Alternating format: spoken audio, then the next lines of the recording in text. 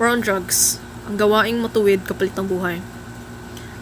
Hindi na bago sa atin ang usapin tungkol sa droga. Ito ay nasa balita, nasa lansangan, at nasa talumpati ng ating mga pinuno. Pero ang tanong, gaano pa talaga natin kilala ang mga taong gumagamit nito? Kadalasan, hindi man lang natin sinusubukang intindihin o itanong ang bakit. Bakit may mga taong nahumaling dito? Dahil ba sa kahinaan? Dahil ba sa kawalan ng pag-asa? O dahil ba't nabigo ang lipunan na bigyan sila ng ibang daan?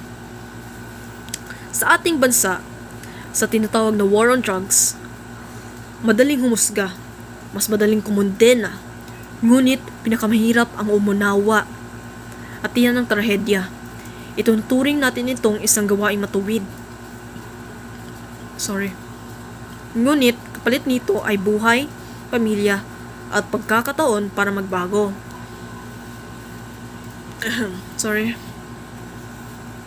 Oo, totoo ng papanganib ang droga.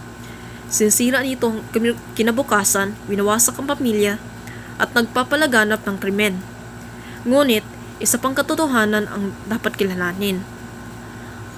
Ang pagpatay sa isang tao nang walang paglilitis ay hindi kailanman makatutugon sa ugat ng problema. Libo-libong buhay ang nawala. Karamihan mahihirap, walang pangalan, walang kapangyarihan.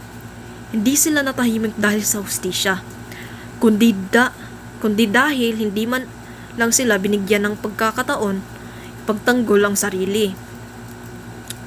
Samantalang ang mga malalakas at may kapangyarihan ang tunay na nasa likod ng malalaking sindikato. Madalas ay nakalulusot. Hindi ba't ito isang kawalan ng katarungan? Maaaring magsimula ang war on drugs bilang isang gawaing matuwid. Ngunit, tunay na katuwiran ay hindi dapat nakabatay sa kapalit ng buhay. Ang hustisya ay hindi nasusukat sa dami ng pinaparusahan, kundi sa dami ng nabibigyan ng pagkakataong magbagong buhay. Kaya't iniwan ko sa inyo ang tanong na ito. Anong uri ng digmaan ba ang nais nating ipaglaban? Isang digmaang pumapatay o isang digmaang nagpapagaling?